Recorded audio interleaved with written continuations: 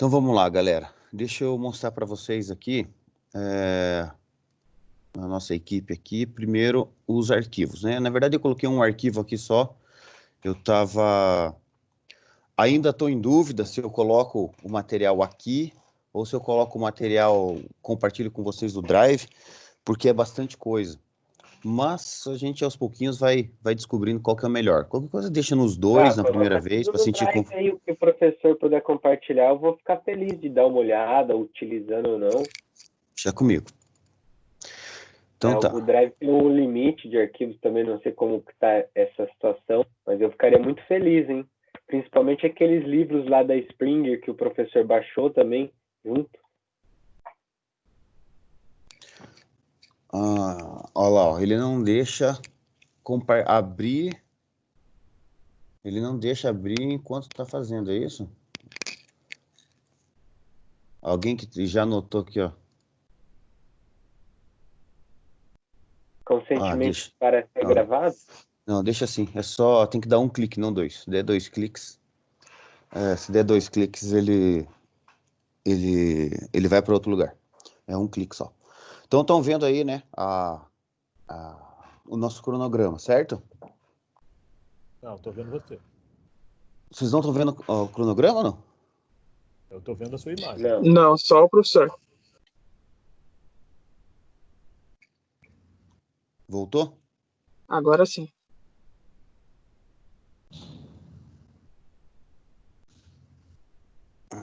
Vocês têm que me avisar, hein, galera, porque eu já percebi ali que ele, dependendo do que você clica, ele para de compartilhar automaticamente. Então, vocês têm que me dar um alerta. Embora apareça o xizinho aqui no compartilhar, às vezes eu não vejo, eu estou prestando atenção em outra coisa. Então, vocês estão vendo o cronograma aí nosso, né? Olha só. Então, nós temos essas 12 aulas aí. Não tem, obviamente, como fazer prova. Tá? Não tem como fazer prova, não tem jeito. Eu pensei várias maneiras de fazer prova e percebi que não vai funcionar a prova do jeito que eu gostaria, tá? Então, pô, não é possível, gente. Quando eu tô dando aula no SESEC, tem os caras cortando grama, hoje tem o pessoal cortando galho aqui na frente de casa que caiu o galho. Não é possível. Bom, vamos voltar aqui. Então é o seguinte, hoje a gente vai falar... eu vou fazer uma apresentação que lá naquelas 2 primeiras aulas que nós tivemos, eu até falei um pouquinho para vocês, mas eu não apresentei. A gente conversou, bateu um papo sobre o que eu vou escrever hoje, mas eu não apresentei para vocês. Então eu vou falar um pouquinho sobre isso e nós vamos fazer já algumas modelagens, tá? Algumas modelagens hoje, o quanto der, o máximo possível que der para fazer. O que acontece aqui? Com os professores que eu tenho conversado, que estão usando a plataforma, todos eles foram unânimes em dizer o seguinte: a quantidade de conteúdo que você acaba passando é muito maior. Por quê? Não tem o tempo de escrever, não tem a dúvida para a gente tirar. Você vai falando, está falando com o computador, então você não sabe o que o pessoal está aprendendo. Então você perde um pouco a sensibilidade nesse sentido.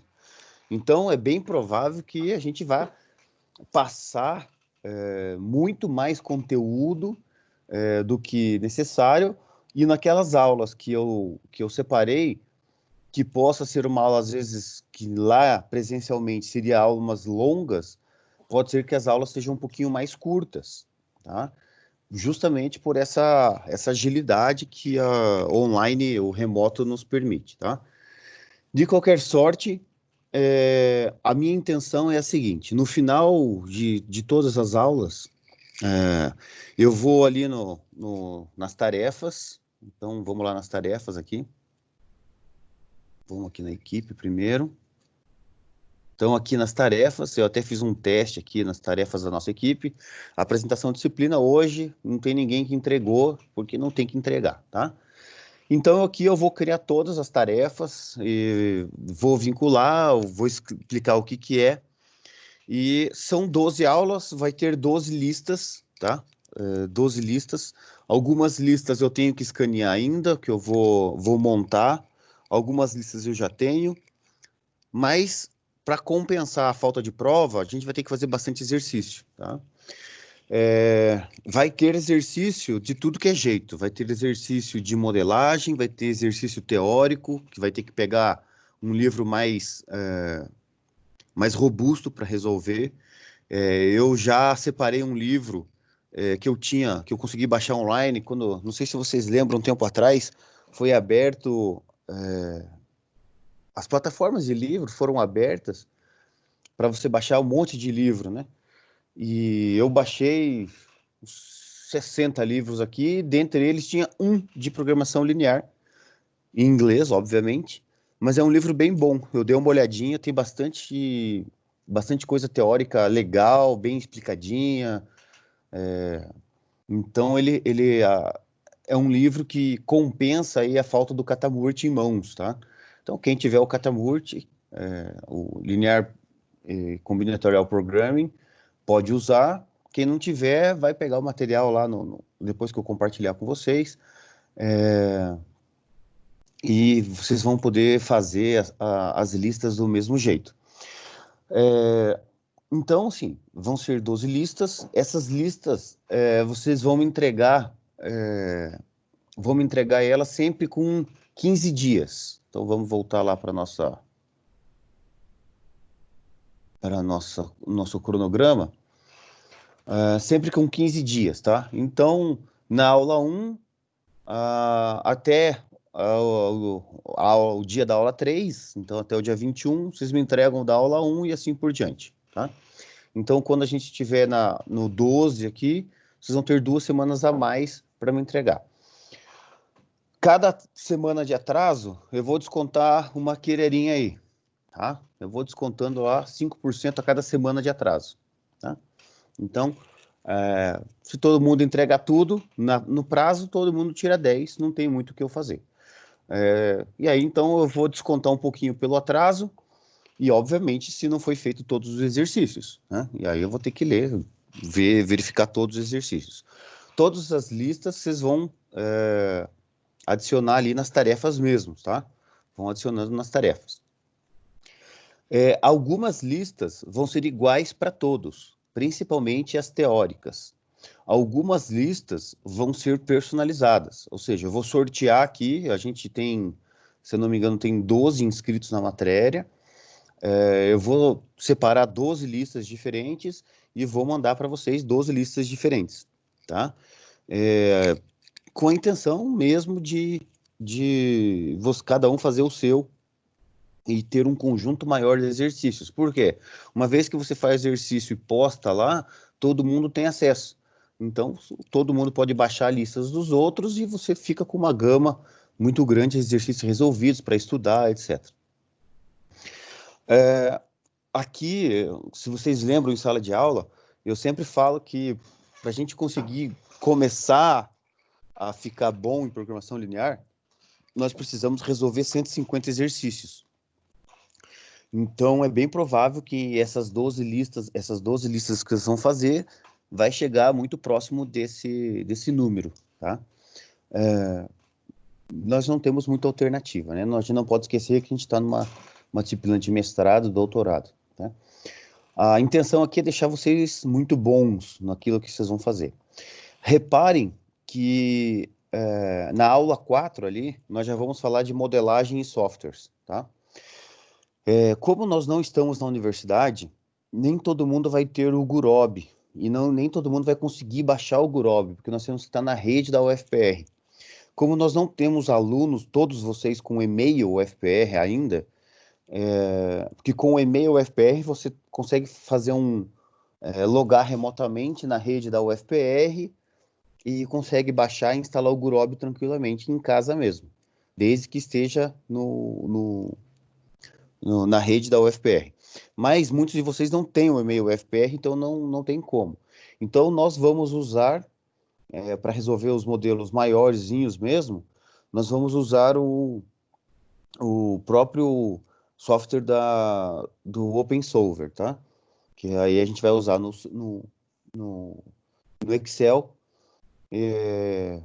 tanto na tela do Excel, tá? que vai ser essa aula 4 aqui, quanto na aula 7, pode ver que são 2 aulas, eu vou para código, tá? E aí a gente vai fazer em código tudo aquilo que a gente faz em tela. E nessas 2 aulas,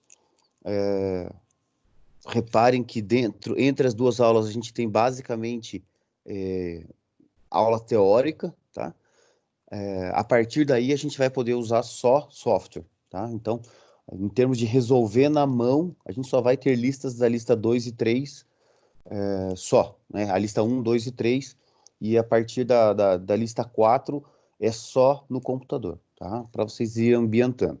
Para quem já programa, para quem já sabe programar e já sabe mexer no C Sharp, já instalou o Gurobi ou o Ciplex na máquina e queira resolver por lá, não tem problema nenhum, tá? É só fazer um arquivozinho Word, colar o código, colar o que foi feito e me mandar que tá tudo certo também, tá bom? Por enquanto, tranquilo? Entendido aí? Tranquilo. Então tá bom. Deixa eu ver se tem mais alguma coisa. Eu não sei como que vai se dar as aulas, né? Não sei como que a gente vai conseguir... como que vai ser a absorção disso tudo. Então é importantíssimo vocês darem um feedback sempre que possível, tá? Sempre que der, vocês me falem, conversem, etc. Nós temos 4 aulas basicamente teóricas, tá? 3 aulas e meia, na verdade. A aula 5, que é a geometria do simplex, que é a aula mais difícil de todas em termos conceituais. Metade da aula do simplex revisado, tá? 50% dessa aula aqui é teórica. 3, porque 50% da construção do modelo dual também é teórico. E quando a gente chegar aqui nos teoremas da forma complementar fraco e forte da dual, é basicamente só teórico, tá? O resto tudo é prático, é aprender a fazer as coisas e construir. Qual que é o meu objetivo aqui com essa matéria? Da mesma maneira que é na presencial, aqui vai ser a mesma coisa. Eu preciso criar em vocês duas coisas, tá? Então, são 2 objetivos que eu tenho na disciplina. O primeiro é vocês conhecerem bem o que é programação linear, o que é pesquisa operacional, o que é otimização nessa área de programação linear, de uma maneira um pouco mais robusta, tá? Um pouco mais forte. Então, vocês terem esse conhecimento mais apurado do que tinham anteriormente. E o segundo é vocês criarem prática, vocês praticarem, porque essa nossa disciplina aqui, ela é uma disciplina que tem muito embasamento teórico, mas ela não resolve nada teórico, ela não publica nada teórico, ela não, assim, de cada 1000 pessoas que trabalham com PO, uma desenvolve trabalho teórico, todas as 999 trabalham com aplicações de PO, com aplicações de modelagem, com comparações de modelos. Então, vocês precisam criar a habilidade de saber olhar para um problema, saber modelar o problema, saber transformar isso no modelo computacional, rodar, fazer os testes, e essa maturidade que a gente vai tentar dar. Isso não significa que a gente vai fazer coisas muito robustas, muito grandes, tá? Podemos até chegar nisso lá na frente, caso a gente vê que está dando certo, que funcionou, e que a maneira remota aqui tá tranquila. Mas a ideia aqui é que vocês saibam fazer um pouquinho de tudo, mas saibam fazer bem, tá? Então, você tem que aprender a fazer. Tudo bem? Então, vamos lá. Estão vendo a minha tela? Sim. Tá bom. E aí, só para a gente fechar aqui, eu vou tentar fazer o seguinte.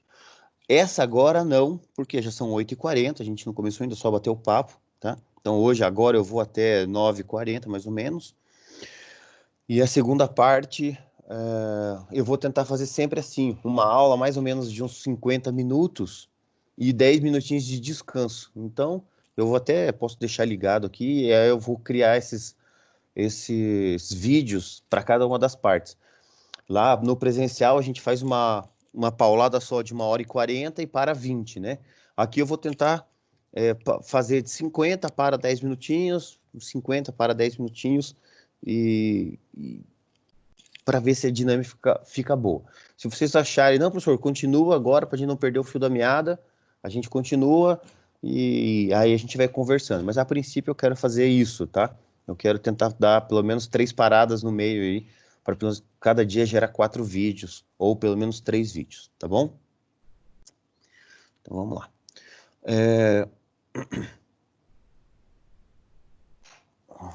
Então vamos lá.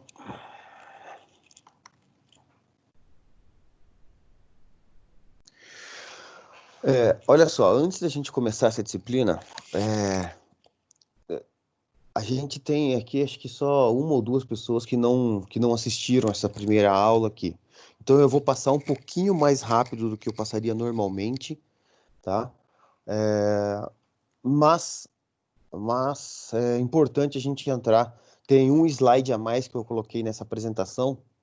Alguns de vocês já viram essa apresentação, mas eu coloquei um slide a mais aqui porque eu percebi nesse semestre, nessa quarentena aí, pelas atividades que foram nos convidando, pelas palestras, pelos eventos acadêmicos que foram acontecendo, que está acontecendo um movimento acelerado de uma coisa importante, tá?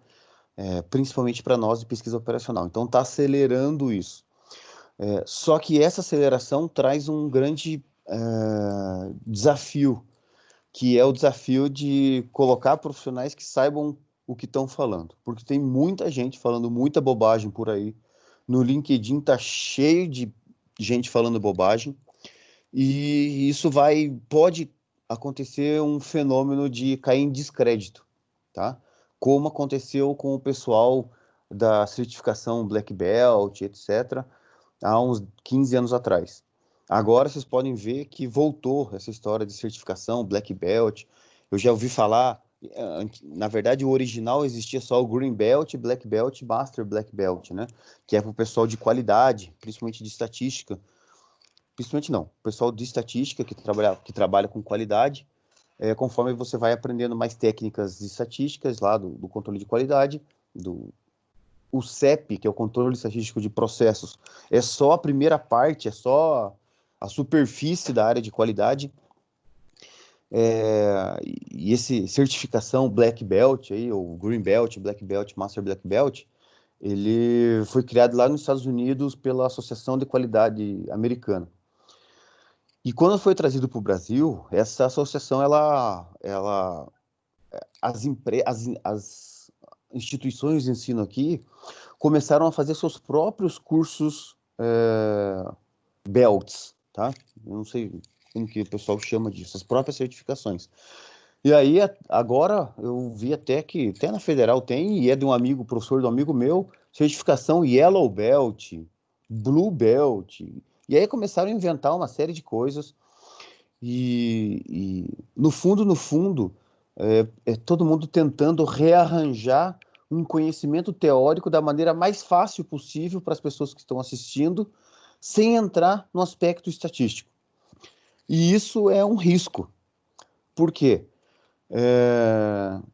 Os problemas que a gente vai abordar são problemas reais, que na maior parte das vezes, resolvê-los de maneira gerencial, qualquer um com bom senso faz. E a gente não pode, em hipótese alguma, nessa disciplina aqui, achar que resolver com bom senso é uma boa solução, tá? Então, da mesma maneira, para não cair nesse mundo corporativo exploratório, vamos dizer assim, da mesma maneira que está caindo o Data Science, tá? Então, aconteceu com o Black Belt, com a qualidade, está acontecendo com o Data Science. Então, a pessoa vai lá hoje na internet, vocês que são professores ou que estão no mercado de trabalho, vocês que têm isso, o LinkedIn, vocês vão ver que tem um monte de gente falando, não, inteligência artificial, data science, big data, machine learning. Você olha, o cara faz uma estatística multivariada, muito da sem vergonha, e ele fala que faz estatística. Então, fazer gráfico, construir um BI, né, um Business Intelligence, ou seja, pegar dados, fazer gráficos simples, cruzamento de informações e colocar elas de forma gráfica, não foi, não é e nunca vai ser inteligência artificial. E isso está lotado na internet. Tá lotado na internet. Eu já falei isso para vocês anteriormente, né? Mas vocês vão ver que isso é um fenômeno que logo, logo vai acabar. Então, essa quarentena vai escancarar que tem muita gente que fala que faz inteligência artificial e, na verdade, faz estatística, ou no máximo, estatística multivariada, e muitas vezes mal feita ainda, porque muitas das técnicas de estatística multivariada, elas precisam de premissas. Os dados seguem distribuição normal, existe estacionariedade nos dados, o pessoal nem olha isso aí, vai lá, aplica a técnica, pega uma resposta, coloca isso como certo e deu. E ninguém vai depois ficar olhando se a resposta está correta ou não. Tudo isso culmina na nossa disciplina aqui, porque o próximo passo, a evolução seguinte que nós temos na literatura, eu vou mostrar isso para vocês, vai ser a otimização.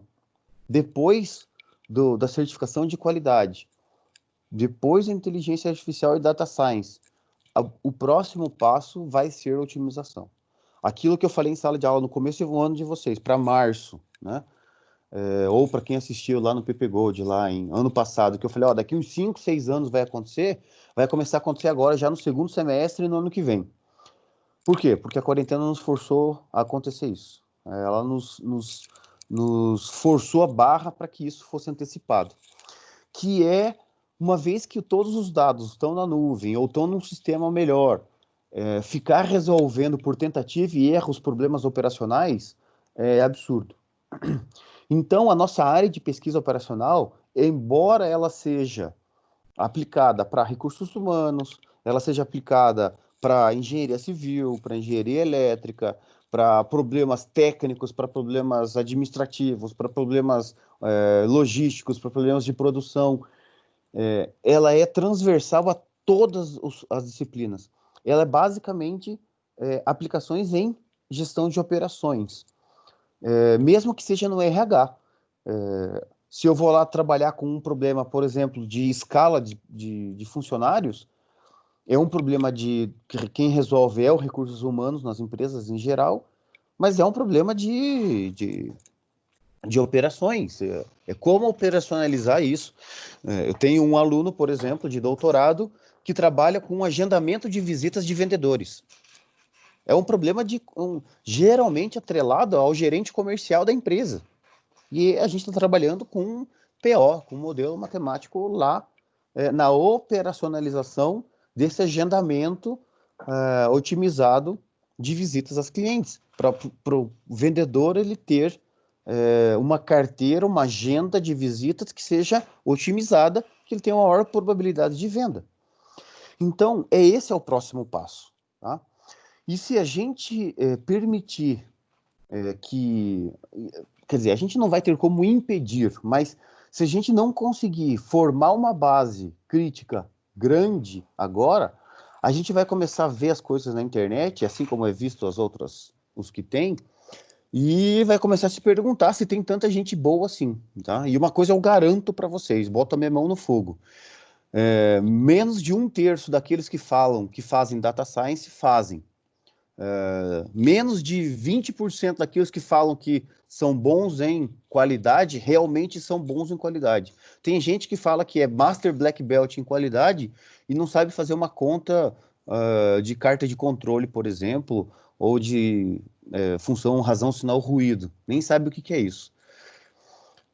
E vai acontecer muita gente falar assim, não, nós estamos fazendo otimização. Quer dizer, já falam, né, nas empresas, né? Estamos fazendo otimização. E, no fundo, não fazem nada mais do que o bom senso, tá? Aqui, bem rapidinho, só uma motivaçãozinha aí pra gente, né? Pensar que quase todas as operações, elas são baseadas no produto final, que é, a produção e a distribuição dos produtos, né? Comparando 20, 30 anos atrás, né? Antes aqui com o depois, se a gente pensar a quantidade de refrigerante que nós tínhamos lá nos anos 80, a gente vai ver que a gente tinha Coca-Cola, Fanta laranja, Minuano, na época não era nem Sprite ainda, né? Minuano, e que a gente tinha basicamente a garrafinha de vidro e a garrafa de 1 litro de vidro. Então a gente ia se resumir no máximo aí em 5, 6 sabores e 2 tipos de embalagem. Daria uns 12, 15 variações. Essas variações eu teria que colocar lá dentro de uma linha de produção, dentro de um setup de produção, ou seja, eu tenho que decidir quando produzir e quanto produzir de cada um desses sabores em qual embalagem, mas nós estamos falando de 12. Na hora de que faço essa produção, eu faço uma produção em grande escala, as embalagens todas vai ter que ter separado uma grande quantidade de embalagem do mesmo produto, não tem que manusear muita embalagem, carrega tudo isso no caminhão ou no veículo que eu vou fazer o transporte, eu vou colocar muito de um produto só. Se a gente for olhar só a Coca-Cola hoje, então a gente tem de sabores, né? Coca normal, Coca zero, Coca light, Coca com stevia, Coca vanilla, Coca limão, Coca cherry, tem zero zesta que eu nunca vi, né? Não deve ter aqui, mas tem só de Coca-Cola tem pelo menos aí uns 10 sabores diferentes, umas 10 variações de sabores. Aí você vai para Fanta, tem Fanta laranja, Fanta uva, Fanta limão, Fanta lá, Fanta tamarindo com gosto de limão que parece de laranja e assim por diante. Embalagem, aí você vai ver 4 litros, 3 litros e meio, 2 litros, 1 litro e meio, 600, 1 litro, 600, 330, daí latinha, latão, lata normal, lata comprida, lata bebê, garrafinha de bebê, tem pelo menos mais uns 20, 30 tipos de embalagens. Quando eu pego uma indústria que nem a Coca-Cola hoje, vou chutar aqui, deve ter pelo menos aí uns 20 tipos de embalagens diferentes e uns 30 tipos de sabores diferentes. Tá, 30 eu estou sendo baixo, mas vamos supor que sejam uns 30. 30 vezes 20 são 600 variações de produtos, de mix de produtos. O que isso quer dizer? Bom, antes aqui eu tinha uma possibilidade de 12, 15 variações na linha. Ou seja, eu tinha uma matriz de setup das máquinas, porque cada vez que eu vou tirar a coca normal e vou colocar a coca com stevia, eu tenho que fazer uma limpeza em todos os tubos, eu tenho que fazer a limpeza, trocar o açúcar pela stevia. Então, essa preparação da linha de produção é o que nós chamamos de setup de produção. Ou seja, eu tenho uma matriz de 12 por 12 em termos de tempo de setup. Se eu estou com a Coca-Cola e vai para a stevia, quanto tempo demora para preparar? Demora 20 minutos. Se eu estou com stevia e vou para o açúcar, quanto tempo demora? Demora 5 minutos. E assim por diante para cada combinação que eu tenho. Se eu estou falando de 600, eu passo uma matriz de 12 por 12, são 144 possibilidades, né? De combinações diferentes. Se eu falo 600 por 600, nós estamos falando de 1.200.000 combinações.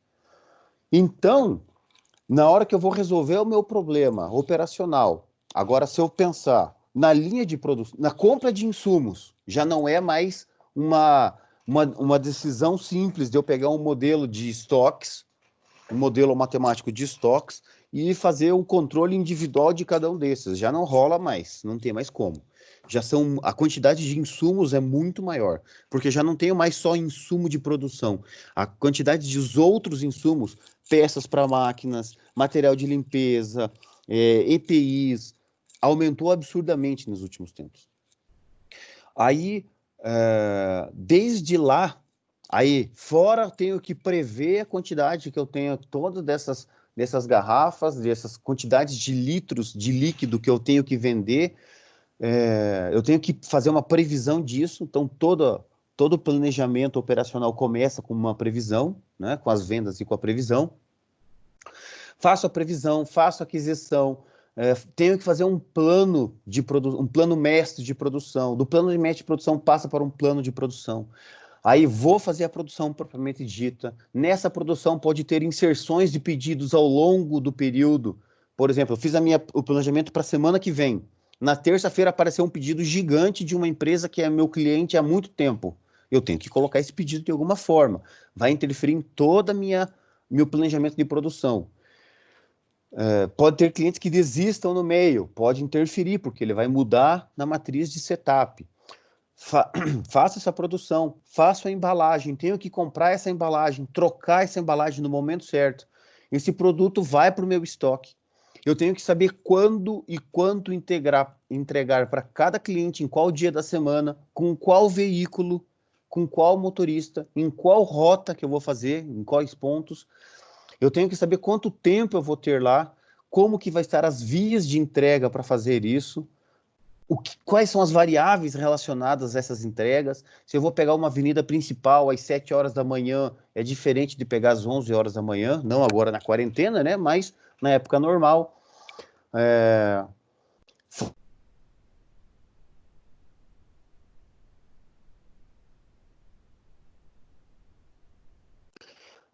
Esse produto para fazer entrega, eu já tenho que ter desenvolvido ou um sistema de fazer pedidos dos clientes para mim, automático, ou fazer com que o meu vendedor passe lá e faça o pedido, ou seja, eu tenho que fazer um agendamento desses vendedores.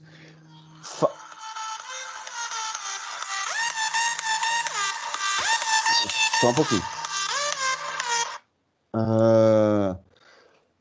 E aí a gente tem uma complexidade na cadeia de suprimentos, onde qualquer problema que vocês já viram de pesquisa operacional está relacionado. Por isso que antes eu tinha uma solução muito mais simplificada e que chegava muito próximo do que a gente chama de resposta ótima antes, porque a quantidade de combinações era pequena. Então, uma pessoa com experiência e bom senso resolvia bem os problemas. Agora já não dá. A complexidade é muito grande, a combinação é muito grande e eu não vou ter mais essa possibilidade. Isso entra tudo na capacitação, que é o que a gente está falando aqui. Fazer a modelagem, ela é algo que eu preciso evoluir de uma maneira consistente. Só me ouvindo falar aqui, vai ser muito difícil de a gente evoluir. Então, é necessário que vocês vão para os livros para que a gente possa aumentar a quantidade de experiência. Modelagem não tem segredo, tá? Ela não tem manha, não tem jeitinho. Ela não tem, por exemplo, o que tem em outras disciplinas, né? Mesmo quantitativas. Se você pega lá um problema e você vai aplicar lá um certo método, é só você aplicar sempre a mesma sequência que vai dar certo. Em pesquisa operacional isso não dá, porque o primeiro passo que eu tenho é a modelagem. E essa modelagem a gente só fica bom fazendo modelagem, tendo experiência em fazer, porque daí sim, com o tempo, você vai tendo algumas sacadas, né? Algumas sacadas de como é que faz a variável, como é que faz a restrição, como é que relaciona essas duas coisas, como é que escreve a função objetivo, como é que faz essas coisas. O tempo vai ser nosso maior aliado para poder criar ou resolver problemas maiores, com modelos maiores. Não tem como eu sair de um modelo pequeno, de um problema pequeno, para um problema grande de um dia para a noite. Não vai dar certo, não vai funcionar. Você vai gastar muito tempo para isso. Então é preciso uma crescente. Tá? É diferente de eu pegar, por exemplo, eu vou aprender a calcular regressão linear por método dos mínimos quadrados. Se você fizer isso para um conjunto de 10 dados, 10 informações ali, uma série temporal de 10 informações, fez uma vez, na próxima você quer fazer mínimos quadrados para 1 milhão de informações, uma série temporal de 1 milhão, vai ser extremamente simples. É exatamente a mesma coisa, só vai mudar a quantidade. Agora, se você está fazendo um modelo de programação linear, um modelo de PO, com duas variáveis, e depois vai querer fazer um com 1 milhão de variáveis, não vai sair. Não tem como, tá? Então, essa capacitação é uma sequência crescente de modelos cada vez mais complexos, tá? É importante vocês terem essa consciência. Por que eu estou dizendo isso? Eu vou falar aqui da sobrevivência e vou inserir para vocês um negócio da sobrevivência acadêmica também, tá? Então, vou começar com o mercado. Como eu disse para vocês, o mercado está começando a perceber que a próxima fronteira do conhecimento é a otimização. Então, nós já temos a parte de qualidade e manutenção já está bem difundida, embora tem poucos profissionais que sabem realmente fazer isso nas indústrias, a parte de qualidade, mas já está bem difundida. Tem um monte de curso por aí, um monte de charlatão, um monte de gente muito boa, e tem um monte por aí. Bom, daí o mercado se resolve, quem sobrevive, quem não sobrevive nessa área. A área de data science está bombando, né? Vou dar um exemplo para vocês aí, no Métodos Numéricos, tem o professor Justiniano, né, e o professor Wagner Bonar, eles têm a turma ali de Data Science na especialização no MBA, que eles têm, acho que 4 turmas fechadas e já tem fila de espera para umas 4 turmas que, pelas regras da Federal, não pode abrir mais do que 4 turmas ao mesmo tempo, para vocês terem uma ideia de como está bombando. E são turmas de 60 alunos. Um MBA de, acho que de 18 meses, e que não é barato, acho que é uns 450 pila, 500 pila por mês. E tá lotado de gente querendo fazer. Tem gente que tem muito... esse ano, provavelmente, a estatística ia bater recordes de concorrência ali na Federal, porque tem muita gente buscando uma segunda graduação em estatística por causa da data science, por causa da inteligência artificial, por causa dessa história toda aí, aprendizado de máquina. Tem muita gente querendo fazer uma segunda graduação. Isso significa que o mercado está indo atrás de um conhecimento que o mercado não tem. As empresas, as indústrias, não tem isso. O que está acontecendo é que surgiu entre a indústria e o varejo, ou seja, qual que é a nossa cadeia de suprimentos tradicional? Eu tenho lá a fabricação da matéria-prima, essa fabricação de matéria-prima vai para uma indústria, tá? Essa indústria processa essa matéria-prima, transforma essa matéria-prima em alguma coisa, que ela pode ser já um produto final ou um produto que vai para uma outra indústria de transformação para virar um produto. Vira um produto, vai para o comércio, vai para o varejo, ou uma distribuidora para o varejo para o consumidor final. O que aconteceu nesses últimos 20 anos, nem isso, né? Não sei se de 2020 para cá, mas talvez de 2008, 2007 para cá, começaram a aparecer os intermediários. Existe toda uma gama de empresas agora que estão entre esses elos, que são as empresas de software, tá? Então, antigamente, gente, quando eu falo antigamente, eu estou falando agora de 2005, 2007, tá? 2008. O produtor de soja em 2005, 2006, ele produzia soja, colhia soja, botava no silo e informava por telefone, por e-mail talvez, mas por fax, informava lá o vendedor, que tinha lá um intermediário, que falou assim, produzi 500 mil toneladas de soja esse ano. Veja o que você vai vender. E aí o intermediário fazia a negociação com a China, com os Estados Unidos, com a Europa e tal. Então era tudo no telefone, pouca coisa no e-mail ainda. Hoje em dia, não aqui no Brasil, mas o Brasil está começando a avançar muito rápido na indústria primária aqui, mas hoje em dia o cara produz, quando já está em cima do trator colhendo, já a informação já vai para o sistema de estoque, que já vai informação para o atravessador, que por sua vez já está negociando na bolsa de agro, com os compradores para dizer quanto que está vendendo e da onde que vai tirar, qual é o porto. Então a coisa é muito mais rápida. Então, essa indústria, que é uma indústria de software, ela se acoplou, uma coisa que nos anos 80 e 90 estava iniciando, começando, ela passou a ser uma parte inerente do processo. E é isso que está fazendo com que a parte de qualidade, porque evitava desperdícios, a parte de data science, que agora começa a aprender com os processos, e agora o que a gente vai passar é a parte de otimização, que é a sobrevivência em termos de de resultado operacional do que estão fazendo. Porque o que acontece? Esse carrinho de mão, para chegar no material de construção, ele é físico. Enquanto não inventarem o teletransporte ainda, a gente vai ter pesquisa operacional em tudo que é lugar. Porque esse cara aqui, ele teve que sair de uma jazida, teve que ter um processo fabril para ter a chapa, depois um outro processo para fazer as dobras, para fazer as soldas, para daí um outro processo de pintura, para daí um outro processo de transporte até a distribuição, para dar um outro processo de distribuição para chegar aqui nesse material de construção.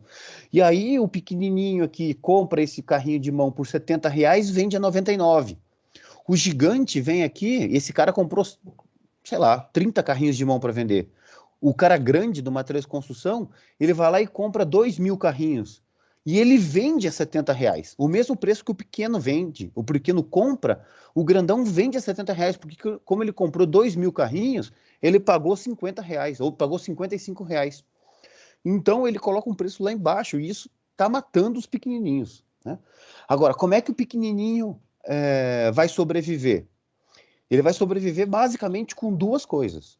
Uma coisa que é operacional, que é que a gente tem um conhecimento, que é o que a gente vai tentar aprender aqui na disciplina, que é fazer a compra da maneira correta, aquilo que se deve comprar, os modelos matemáticos para decisão de como fazer as coisas, e a segunda é personalizando o atendimento, que aí entra numa esfera de marketing que não é minha área, tá? Então, que hoje a gente já está muito... Atira a primeira pedra quem nunca comprou um sanduíche mais caro do que um outro pelo serviço que está sendo atendido, né? Quem, às vezes, não deixou de comprar um sanduíche, sei lá, no McDonald's ou no Burger King para comprar do Madeiro, porque o Madeiro vem um serviço um pouco melhor, tal. Então, a gente... Gente, eu preciso... Não vou atender, não. Depois eu ligo, no intervalo eu ligo. Então, a gente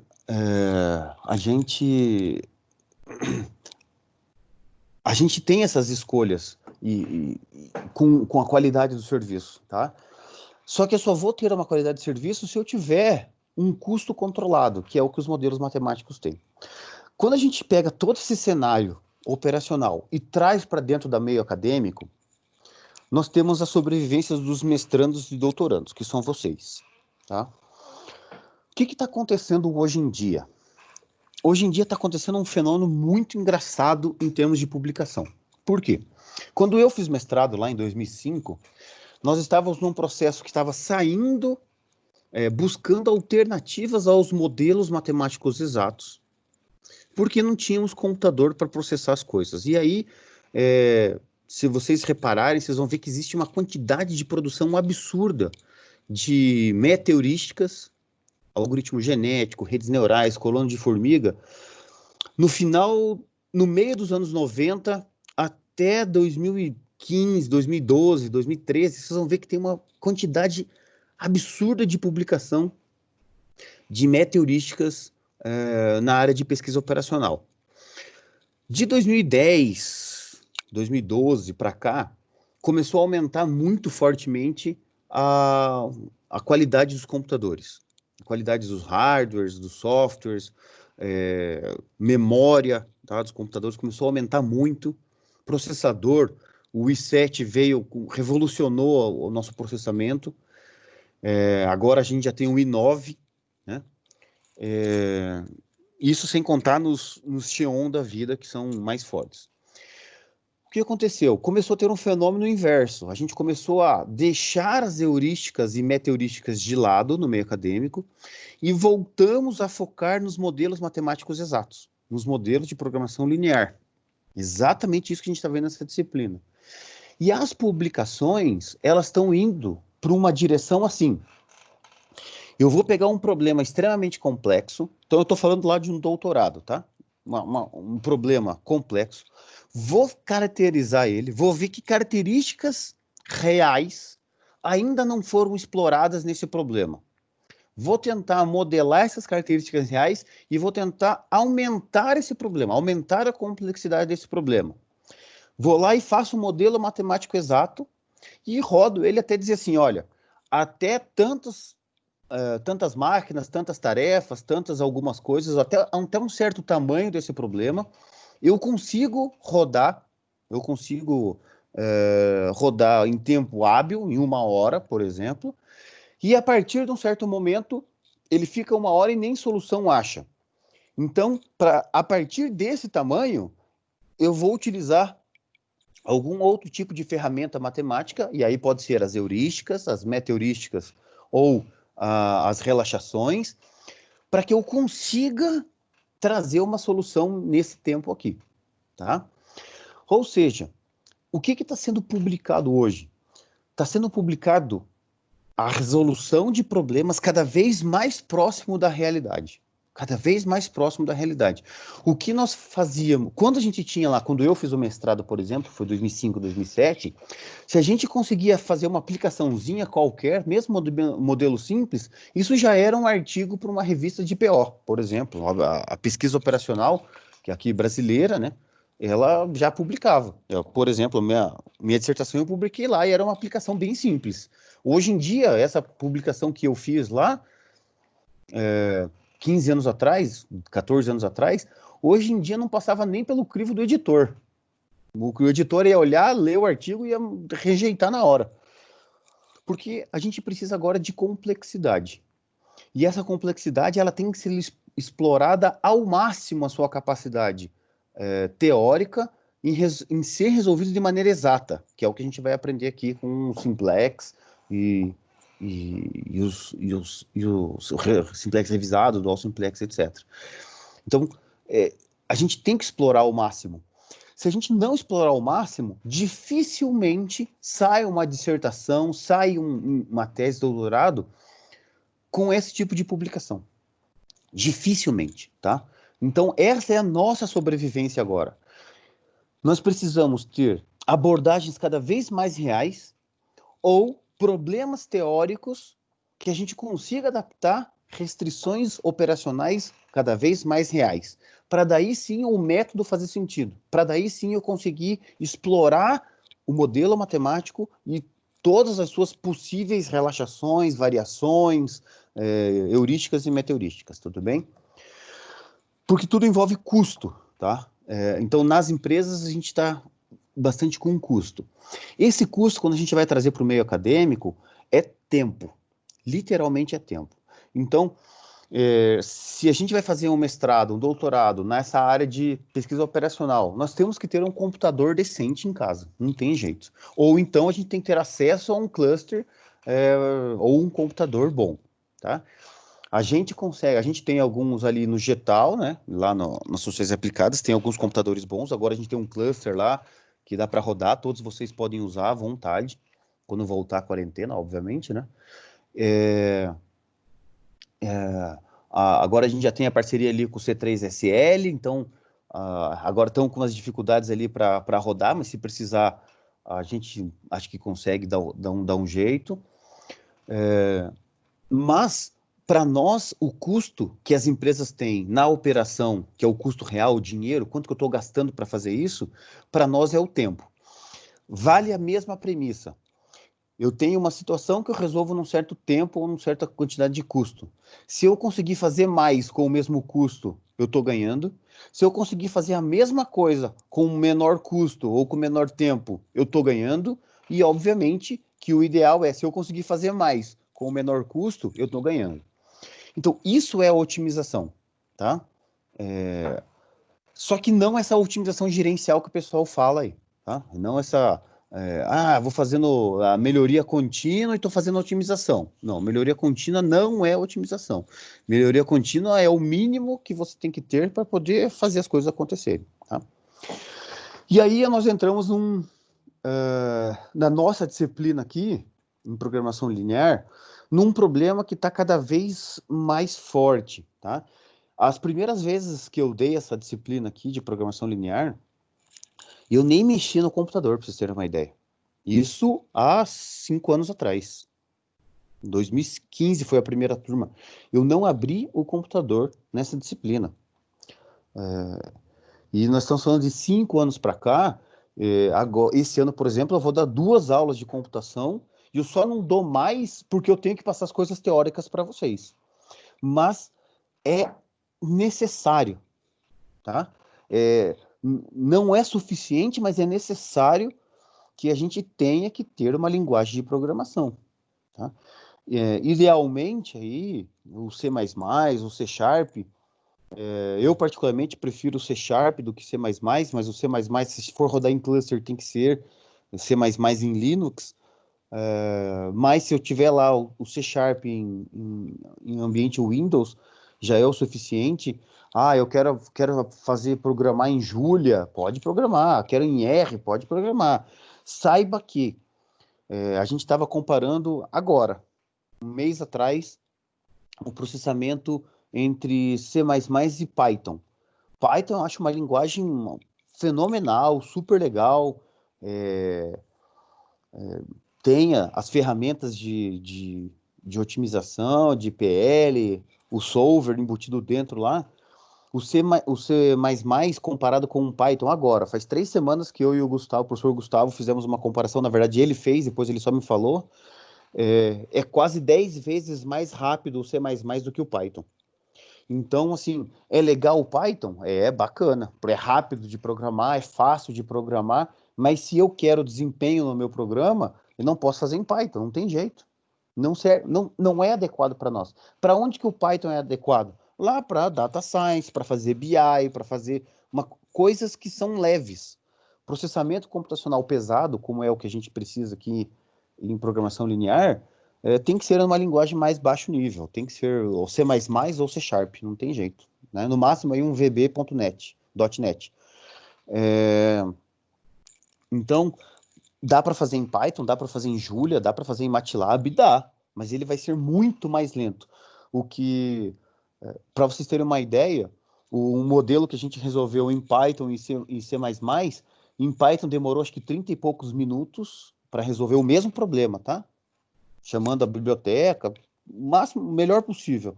30 e poucos minutos para resolver um problema que no C++, que no C Sharp resolveu em 52 segundos.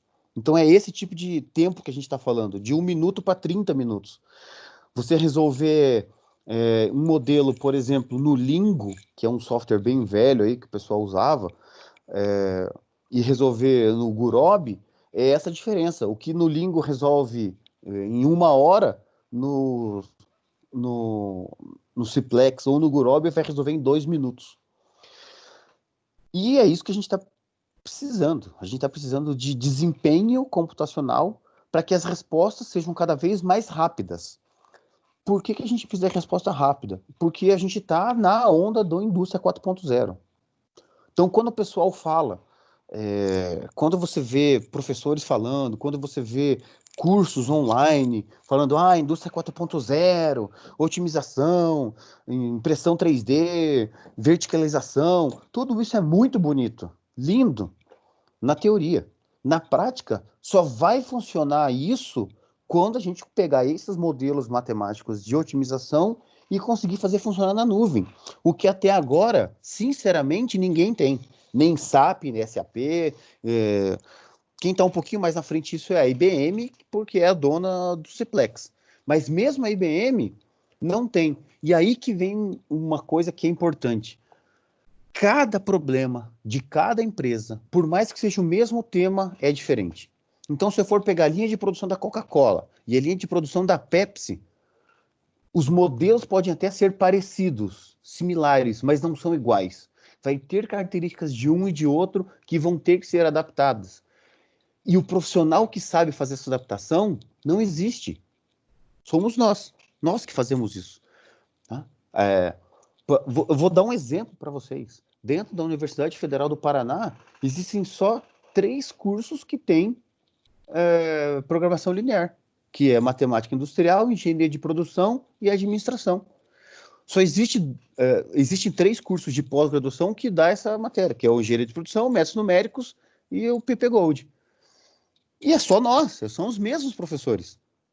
O Arinei, o Gustavo, eu, o Thiago, o Pécora, daí tem mais alguns professores lá na administração, o Volmir, né, no métodos numéricos, o Paulo Henrique Siqueira, no métodos numéricos, mas não se resume a 10, 12 professores.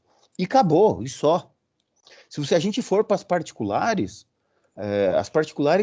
tem pouquíssimos professores que entendem de PO, que dão aula de pesquisa operacional, e 95% deles tiveram formação com a gente aqui no Métodos Numéricos.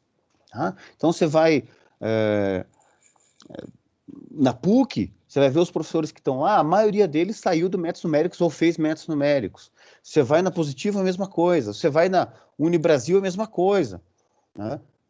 Então, são poucas pessoas ainda. Nós temos que ampliar mais essa quantidade de gente, porque fazer essa transição do modelo exato, seja para Pepsi ou para Coca-Cola, mesmo que seja o mesmo problema. Eu peguei um artigo publicado em 2020 na EJOR, que é European Journal of Operational Research, que é a melhor revista de pesquisa operacional do mundo. Peguei lá um artigo da produção da Coca-Cola, do sequenciamento de produção da Coca-Cola. Vou pegar isso e vou aplicar para a Pepsi. Não vai ser uma implementação direta, linear. Vai ser eu vou pegar muita coisa de lá, mas vai ter que fazer uma série de adaptações. E são essas adaptações que é o que a gente tem que aprender a fazer aqui. No problema pequenininho. Porque é essa quantidade de tempo, esses 30 minutos, esses 20 minutos, que vai fazer com que apareça no mercado, e o mercado vai pedir esse profissional, e não vai existir esse profissional no mercado. Né? Vai aparecer as oportunidades, já estão aparecendo as oportunidades das empresas fazerem licitação, projetos de pesquisa, fazendo isso, porque ninguém sabe fazer, tá? Então, essa aqui é a nossa sequência, né? Nós temos problemas cada vez mais complexos, pessoas que têm que resolver esses problemas hoje. A maioria usa o bom senso e uma planilha do Excel bem feita. Grandes empresas com problemas cada vez mais complexos, cada vez mais integrados. Né? Antes a gente resolvia um problema de produção, não se importava nem um pouco com o estoque ou com a distribuição. Hoje, nós já estamos fazendo problemas que são integrados. Por exemplo, o PRP, que é o Production Routing Problem, eu já estou preocupado com o sequenciamento de produção adequado, aderido a saiu da produção já para colocar o mais rápido possível no caminhão. E aí, gente, vocês aí que estão em cursos na PUC, nas outras faculdades, na própria federal, que estão no mercado, escutam o pessoal falar de Lean há quanto tempo? Vamos fazer Lean Manufacturing. Legal, como é que você vai fazer Lean Manufacturing se você não tem um processo de produção otimizado? Como é que você vai fazer com que teu estoque fique menor se o produto sai da linha de produção e tem que ficar 3 dias parado lá porque tem que esperar a rota dele fazer a entrega? Então você não está fazendo Lean, lufas. O que você está fazendo é tirando tempos que você nem deveria existir. Ou seja, você está ficando menos ruim. O Lean hoje que existe, que se vende por aí, é você ficar menos ruim do que você é. Aí, a partir do momento que você fica enxuto, que é a palavra que se usa, enxuto, na verdade, aí o Lean em si, que aí vem todo o conceito, filosofia just in time, etc., você vai conseguir com esses algoritmos de alta performance. Tá? Porque a gente tem a briga, antigamente, que era falta de informação, agora é um excesso de informação. Eu tenho um monte de informação. Eu vou te dar um exemplo. Essa semana, eu tenho um parceiro meu, que é o Condor, acho que você já quem não ouviu falar aí, tenho várias empresas parceiras minhas, amigos, que me passam dados para os meus alunos e tal.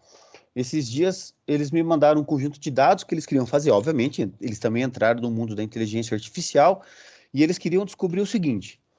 Eu fiz todas essas propagandas, cada propaganda tem um conjunto de clientes que eu mandei e-mail. Desses clientes que mandaram um e-mail, tantos visualizaram o e-mail, que eles têm esse controle. Desses que visualizaram, quantos foram convertidos, ou seja, quantos receberam a propaganda e num prazo de até 5 dias foram lá e compraram o produto que receberam na propaganda. Então, eu tenho lá um percentual de conversão.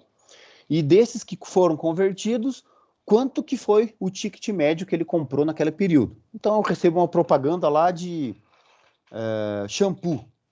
Eu recebi hoje a propaganda do Condor de shampoo. Legal. Aí eu falei, eu vou comprar esse shampoo. Aí amanhã eu vou no mercado, eu compro o shampoo, mas daí eu compro mais iogurte, mais pão, mais sabão em pó,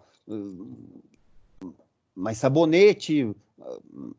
E aí fiz uma comprinha. Então eu vou ter ali quanto que eu converti do produto e quanto que eu converti do ticket geral que eu fiz a compra, porque eu vi o e-mail, vi que o shampoo estava uma promoção boa, que é o shampoo que eu uso, me interessou, eu fui lá para comprar meu shampoo e aproveitei e comprei outras coisas. Eles me mandam uma planilha perguntando assim, senhor Cássio, olha, eu tenho um aluno aí para estudar, a gente tem aqui um conjunto de promoções e a gente quer fazer algum tipo de inteligência de maneira com que eu faça o seguinte, quando eu tiver uma propaganda de um produto, eu quero olhar para essas promoções passadas e saber o seguinte, para quantos que eu tenho que mandar para que lá a quantidade de convertidos e o ticket médio retorno seja pelo menos um alvo de tantos R$1.000. Eu falei, legal, vamos fazer uma regressão, vamos pegar essa regressão e vamos, uma vez que tem essa regressão, você consegue pelo menos ter uma estimativa. Olha, isso aqui você mandar para 10 mil pessoas, você vai ter 3 mil convertidos a um ticket médio de R$50, vai lá, 5 × 3, 15, dá R$150 mil de retorno. É isso que você quer? Tem que ter pelo menos 150 mil. Bom, eu faço a conta inversa e chego na quantidade de pessoas que eu tenho que enviar essa promoção. Beleza? Beleza. Então eu posso fazer isso com uma regressão múltipla, eu posso fazer isso com redes neurais, eu posso fazer isso com alguma outra tipo de regressão ou suavização aí de uma função. Legal. Me manda o dado aí para dar uma olhada para ver se eu consigo encaixar algum aluno aqui nesse projeto. Beleza, legal. Me mandaram, tem um histórico de 4 meses, quase 5 mil promoções, todas as promoções têm nomes diferentes. Aí eu pergunto para vocês, como é que eu vou saber, como é que eu vou fazer uma regressão de 5 mil coisas que tem nomes diferentes? Então, eu não sei se eu vou comparar a promoção da carne, a mesma coisa que a promoção do sabor, coisa que a promoção da esponja de banho, do creme dental. Então, vamos fazer por grupo.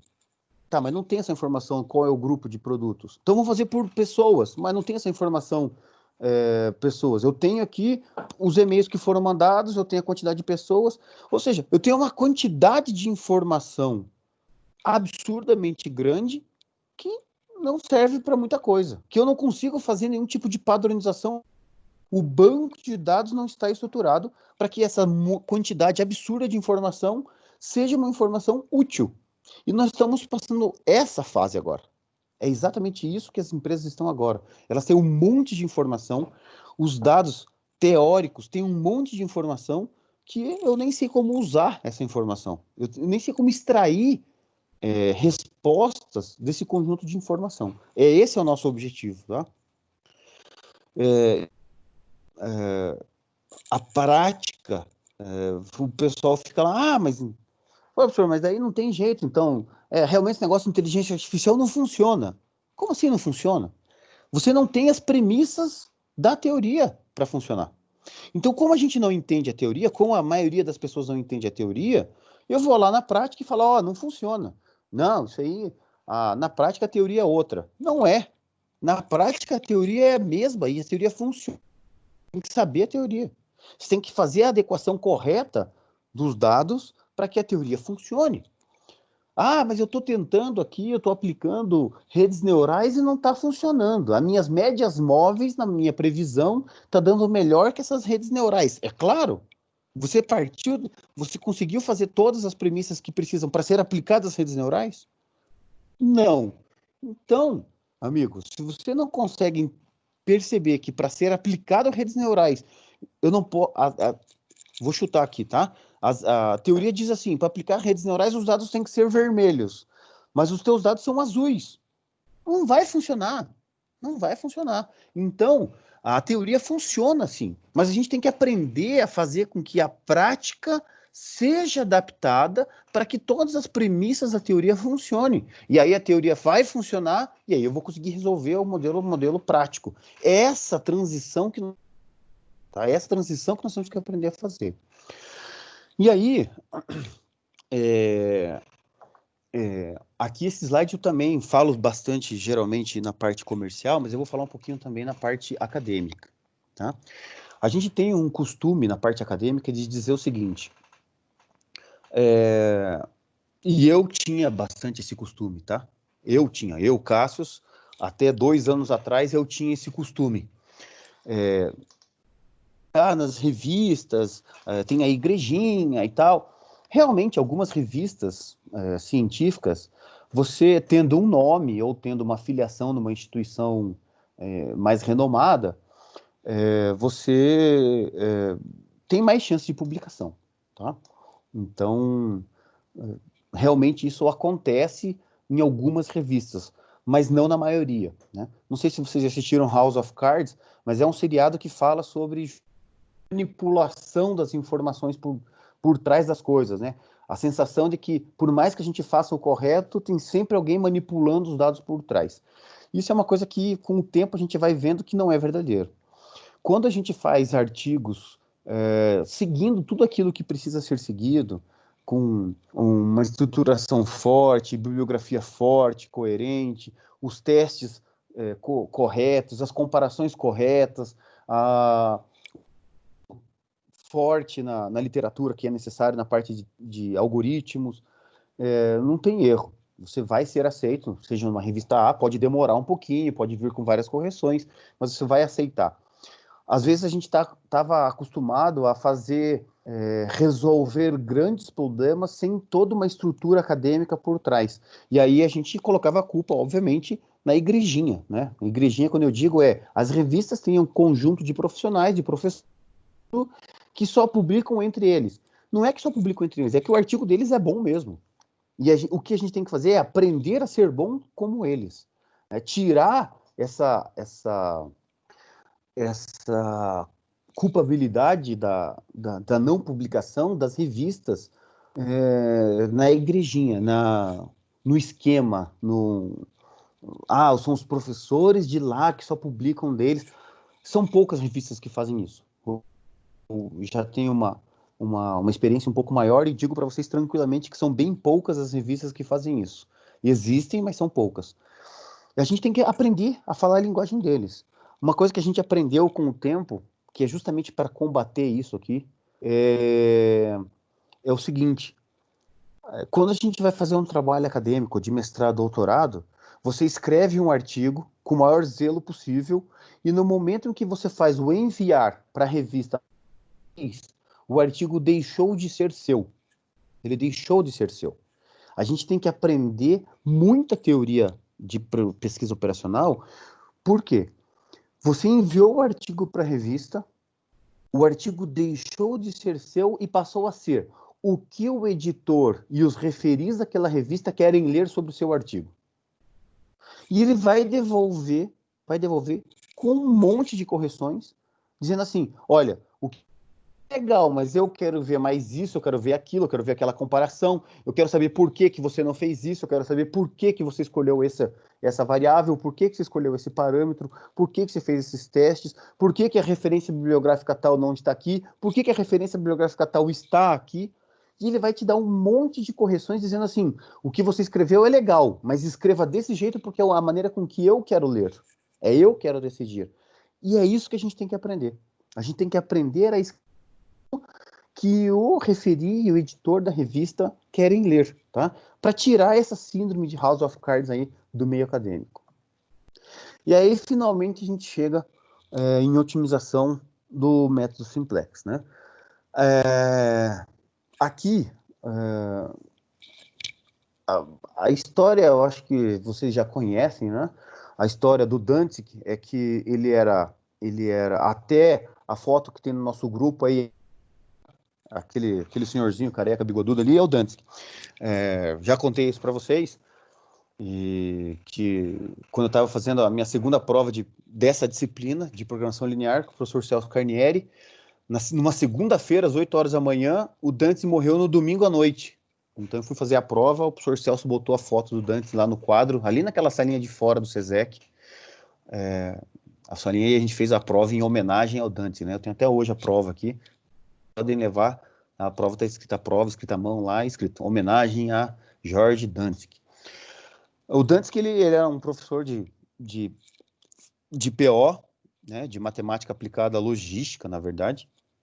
Ele trabalhava muito com logística nos cursos de administração, e o mestrado dele foi sobre transportes, né? E ele fez ali tudo isso ali entre a Primeira e Segunda Guerra Mundial. Então, de uma maneira bem curta, a primeira aconteceu no meio entre as duas guerras. Os Estados Unidos basicamente quebrou, né, com a crise de 29, com a Grande Depressão, e culminando na quebra da Bolsa de 29. E as explicações dessa quebra têm mais diversas versões. E a verdade é só uma: acabou o dinheiro, né? O governo americano gastou muito dinheiro na guerra, justamente porque as operações de transporte, de armas, de aquisição de equipamentos, de transmissão, de comunicação, enfermagem, medicina, tudo isso tinha que ser produzido, transportado para a Europa, além de todos os treinamentos que as pessoas tinham que ter, os soldados, tanques de guerra e assim por diante, tinham que ser transportados por navio, ou seja, além de produzir, eu tinha que transportar, e efetivamente eu tinha que ir lá fazer com que se tivessem alimento. Então eu tinha que transportar comida e ir lá comer, né? Então tinha toda uma logística para funcionar. E o custo dessa logística na Primeira Grande Guerra para os Estados Unidos foi muito alto. Alto a ponto de gastar uma grande parte das reservas americanas do governo. E isso fez com que o governo deixasse de investir no país nos anos seguintes à Primeira Grande Guerra, o que gerou a depressão, tá? Quando foi acontecer a Segunda Grande Guerra, quando estava aí no meados dos anos 30, né, 30 e poucos, que o pessoal começou a falar, ó, talvez vai sair guerra e tal, começou a surgir o burburinho, o Ministério da Defesa americana, que hoje é o Pentágono, convidou o Danzig para ser o gestor de projetos, ou o gestor de otimização logística, né, porque ele tinha acabado de fazer o mestrado dele, e ele pediu lá uma equipe extremamente multidisciplinar. Então ele queria 2 engenheiros de comunicação, 2 enfermeiros, 2 médicos, 2 matemáticos, 2 estatísticos, 2 psicólogos. Ele pegou uma gama de 30 e poucas pessoas, sendo de diversas áreas, para que pudesse compreender os problemas, entender as particularidades dos problemas, transformar isso em modelagem matemática para tentar chegar numa solução melhor do que aquela que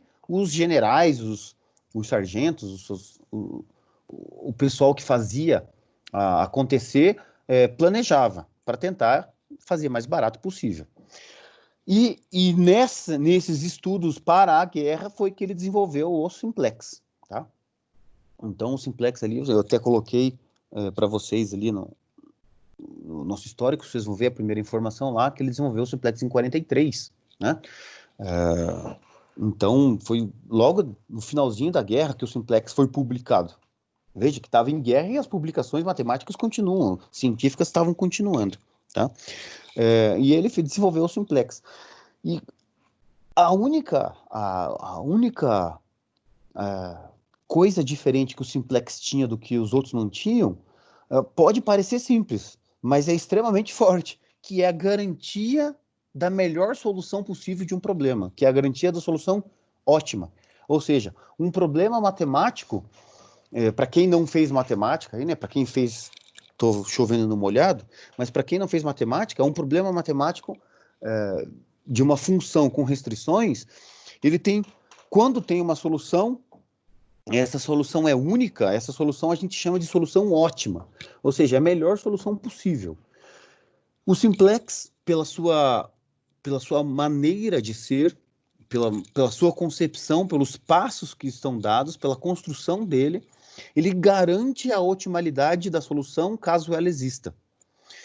E é isso que a gente aprende nessa disciplina. Então, essa disciplina, basicamente, a gente destruir o simplex, entender muito bem ele, porque ainda é o algoritmo mais utilizado para esse fim.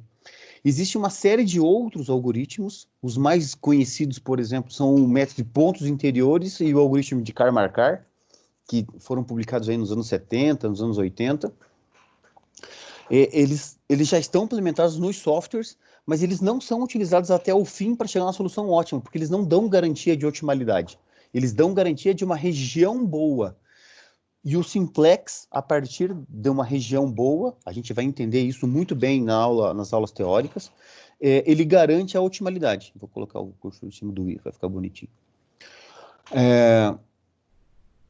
Entenderam? Então, é isso que a gente tem que aprender. Por quê? Ainda o que é de mais avançado para chegar na solução ótima dos modelos de programação linear é o simplex. A IBM tem um software, existe um monte de software para fazer isso, existe um monte de outros de pré-processamento, de obtenção de soluções iniciais, de uma série de coisas que vão chegar numa hora que o simplex vai ter que ser colocado para funcionar. E sem o simplex a gente não tem garantia da otimalidade, tá? Então é por isso que a gente estuda até hoje e vai estudar durante um bom tempo, porque ainda não foi inventado um algoritmo de processamento mais rápido que o simplex para chegar no ótimo, tá? Ou que garanta a otimalidade. Por mais que existem métodos heurísticos e metaheurísticos, tá? Então, com o tempo, para quem está fazendo programação, métodos numéricos aí agora, está entrando agora no mestrado, no doutorado, vocês vão ver uma série de outras disciplinas que vão te dar esses outros métodos. Então, por exemplo, depois da disciplina de programação linear, trimestre que vem eu vou abrir programação inteira. Lá em programação inteira, eu vou dar uma primeira parte, que é a continuidade do simplex, que é a parte de como é que é a parte teórica, que é uma aula só, da parte de variáveis inteiras e binárias. E depois eu vou apresentar para vocês um conjunto de técnicas ou métodos heurísticos, e meta-heurístico eu apresento muito pouco, mas heurísticos um monte. O que são métodos heurísticos? Então, por exemplo, eu tenho lá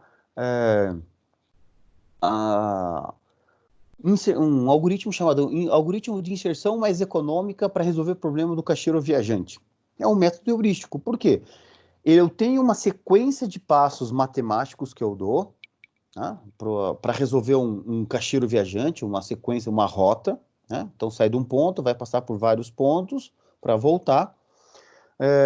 Tem uma sequência, mas eu não tenho garantia que essa solução vai ser a solução ótima. Mas é específico para isso, então é o que a gente chama de método heurístico.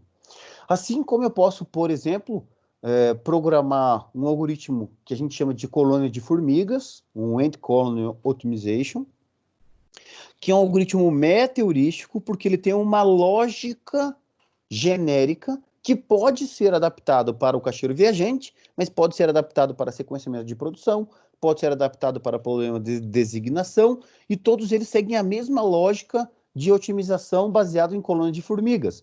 Então, isso é o que nós chamamos de meta-heurístico. Tá? Eu até tenho que arrumar esse slide, porque agora, nesses últimos tempos, nós temos os métodos mate-heurísticos, mate de matemática, que são híbridos, modelos híbridos entre heurísticos exatos, meta-heurísticos exatos e até métodos de relaxação e exatos. Métodos de relaxação lagrangiana, deixa eu ver se eu lembro mais algum aqui, me fugiu o nome agora. Já lembro, tá? Mas alguns outros métodos de relaxação que eles vão ser utilizados, por exemplo, para chegar numa solução inicial, uma solução boa, inicial, que não é a ótima, para depois dessa solução inicial eu aplicar o simplex. Tá? Então eu aplico esses mate-heurísticos ou essas heurísticas meta-heurísticas para chegar numa solução melhorzinha, bem rápido, que às vezes o simplex demora para chegar numa solução inicial, mas a partir de um certo momento eu paro de usar o heurístico e o meta-heurístico e passo a usar o exato, tá? Então, essas são as mate-heurísticas. Isso está muito na moda. Então, quem está fazendo doutorado, se você conseguir desenvolver uma mate-heurística bem robusta para um certo problema, pode ter certeza que você tem aí um caminho muito certeiro para você publicar e defender seu doutorado, tá? Esse aqui é o slide novo. Então, é isso que eu estava falando no começo aí do nosso bate-papo. Esse aqui é o slide que eu inseri que não tinha antes. Então, a evolução prática ou a evolução aplicada de otimização em pesquisa operacional, em gestão de operações, tá? Não estou falando da otimização teórica ou genérica lá, não linear, o Gilmar trabalha com isso aí, mas não estou falando dessa, estou falando dessa de PO mesmo, e ela está aqui, ó, nessas 3 fases, tá? A primeira fase de evolução foi aí entre 1990 e 2010, que é a gestão de dados. Essa figura aqui é uma figura bem famosa, tá, gente? Eu não sei se vocês já viram por aí, mas essa figura aqui é a figura que a gente chama... Deixa eu trocar aqui, vou até colocar o nome. Vou colocar aqui, ó. Isso aqui é o processo de KDD, tá? O que é o KDD? Knowledge Discovery Data. Então, para você fazer tudo isso daqui, ou seja, eu tenho um conjunto de dados. Dado esse conjunto de dados, eu faço uma seleção dos dados e eu vou construir os grupos de informações que eu quero, tá? Então, os grupos de informações que eu quero, separar de uma maneira ordenada aquilo que eu preciso, faço um pré-processamento desses dados, faço a transformação desses dados até chegar aos dados transformados do jeito que eu preciso para a entrada. Aqui em pesquisa operacional, basicamente, a gente trabalha com isso. Na prática, todo esse processo aqui é feito anteriormente. Nessa disciplina de programação linear, a gente parte do princípio que a gente está aqui, ó. Tá? A gente parte do princípio que os dados já estão organizados. Na vida real, nas empresas ou tal, eu tenho todo um processo de de seleção de dados muito grandes. Aí aqui entra uma série de técnicas estatísticas simples, como, por exemplo, boxplot, tá? Aqui entra muita computação de dados, estrutura de dados, que hoje está precisando bastante. Aqui, nesses dados transformados, então, hoje, esse processo de KDD, vejam que o data mining, a mineração de dados que o pessoal fala, é um processo do KDD. Né? É um processo. É isso que eu quis dizer para vocês. O que acontece hoje no mercado?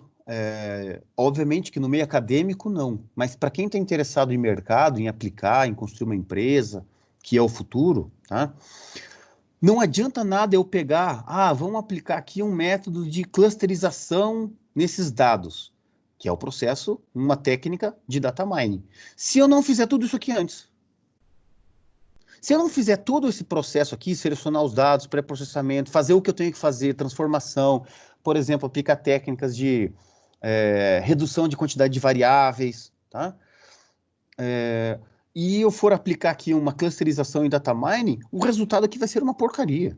O resultado aqui não vai ser confiável nesse processo de data mining.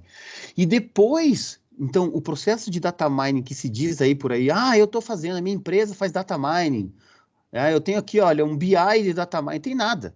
Você não tem nada, você tem gráficos só, tá? Então, é aqui que também vai entrar a pesquisa operacional. Só para a gente concluir aqui o processo de KDD como um todo, depois do data mining eu vou ter a resposta. Aí essa resposta eu vou fazer a interpretação, avaliação, e aí eu vou gerar o conhecimento. Aqui que entra o BI. Se eu não tenho toda essa estrutura aqui, o teu BI nada mais é do que um Excel bem feito na internet. As nem bem feitas, é mal feito, só é bonito. Tá?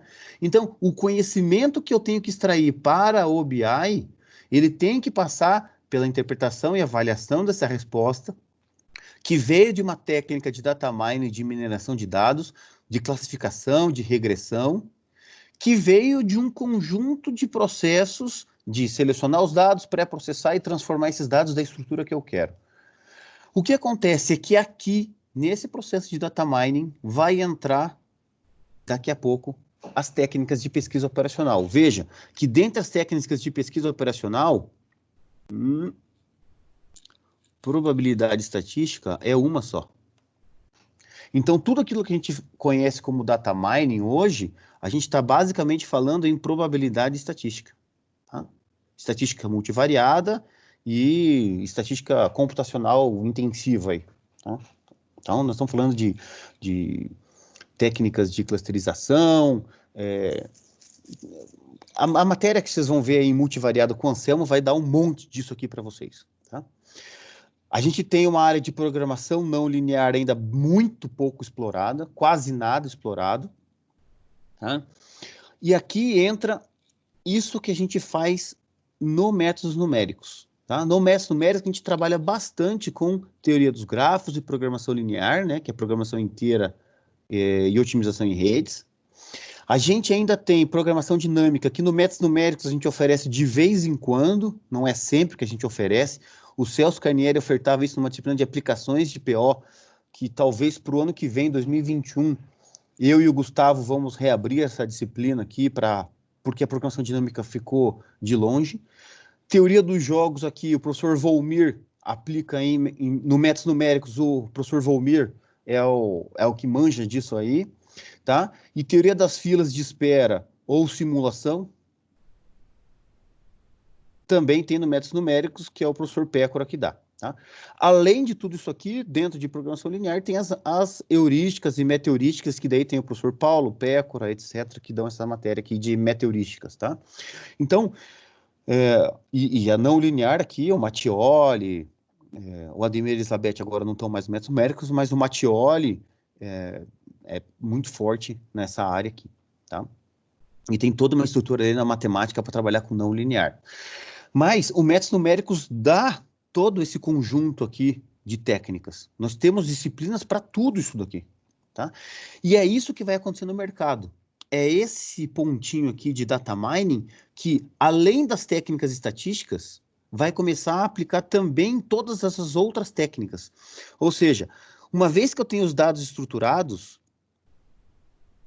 uma vez que eu tenho aqui a internet das coisas, e agora, uma vez que eu já estou fazendo data science,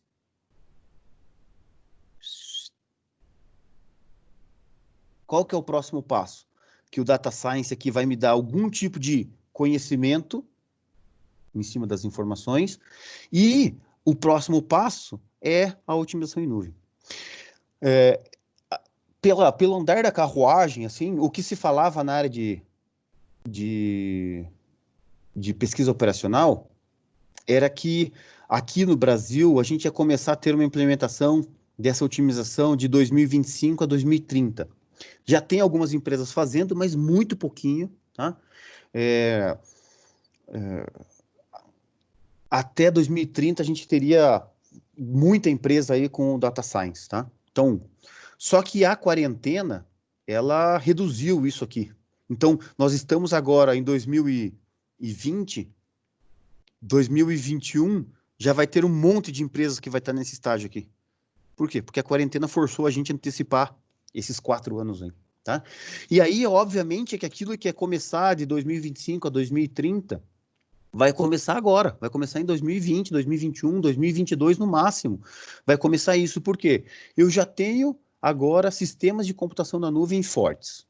Eu já tenho softwares como o Ciplex, como o Gurobi, disponíveis para processar na nuvem. Vocês imaginem que o Gurobi, tá? O Gurobi aqui, que é o software que é o melhor software por enquanto hoje no mercado, para resolver problemas de programação linear, ele lançou na nuvem em 2018. O Ciplex, que é da IBM, se eu não me engano, ele lançou em 2017. Ou seja, eu nem tinha algoritmos na nuvem. E de 2018 agora para 2019, foi a primeira versão A primeira versão que é paga por hora. Foi agora ano passado, gente. Ano passado, tá? Foi o ano passado que o Gurobi e o Ciplex deram uma versão que já tinha na nuvem, que era paga por hora. Então, vocês podem pegar lá, se eu não me engano, acho que é o do Ciplex, acho que é R$ 300 por mês. Você tem até 1 hora para rodar no servidor deles. Só que o servidor deles é pelo menos 10 vezes melhor que o teu melhor computador aí, tá? O servidor na nuvem. Com memória forte, tá? Ou seja, esse processo de otimização na nuvem agora, devido à quarentena, foi antecipada pelo menos uns 5 anos.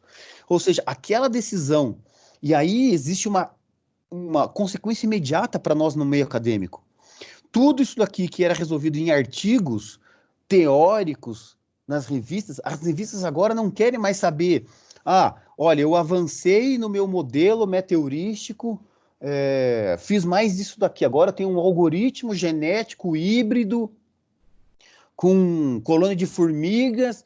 Tá, a revista vai falar, que problema que está resolvendo? Como é que eu consigo colocar isso na prática? Que problema real está resolvendo? Como é que isso interfere? Deixa eu colocar aqui o botãozinho de novo. Como é que isso interfere na operação de uma certa indústria? Como é que isso é adaptado para essa indústria? Então agora a revista não quer mais, de um modo geral, tá? Obviamente que existem coisas teóricas, existe um monte de revista teórica, mas de um modo geral as revistas não querem mais somente, eu melhorei a minha mate heurística com uma relaxação lagrangiana, surrogate, integrada com um modelo exato de programação inteira na Ivory Branching Bound. Tá, beleza. Qual é o problema que você está resolvendo? O que eu ganho com isso? Quem são as pessoas que podem usar? Quais são as indústrias que podem usar isso? Tem essa resposta? Não. Então a tua chance de publicação diminui. É simples assim. Salvo eu esteja publicando numa revista teórica, se eu não tiver tudo isso aqui, não adianta. Assim como se eu chegar para uma revista de PO e falar assim, olha só, pode ser que eu publique, pode ser que exista um algoritmo, pode ser que exista um algoritmo que resolve o problema dessa máquina do sequenciamento automático na nuvem, chamando metaheurísticas, colônia de formigas, redes neurais, modelo exato inteiro, com relaxação. Aí você fala, tá, cadê? Cadê os testes? Quanto tempo demora? Tá comparando com o quê? Tem resposta? Não, então também não me serve. Ou seja, para publicar agora, tá muito mais completo. É isso que eu quero que vocês entendam. Isso daqui, a publicação de hoje, é muito mais completa. Eu não consigo só ficar fazendo a parte teórica, eu não consigo fazer só a parte prática. Eu tenho que integrar essas duas coisas, tá? Beleza, gente? Então, vamos dar um tempinho aí, 10 horas. Deixa eu voltar aqui.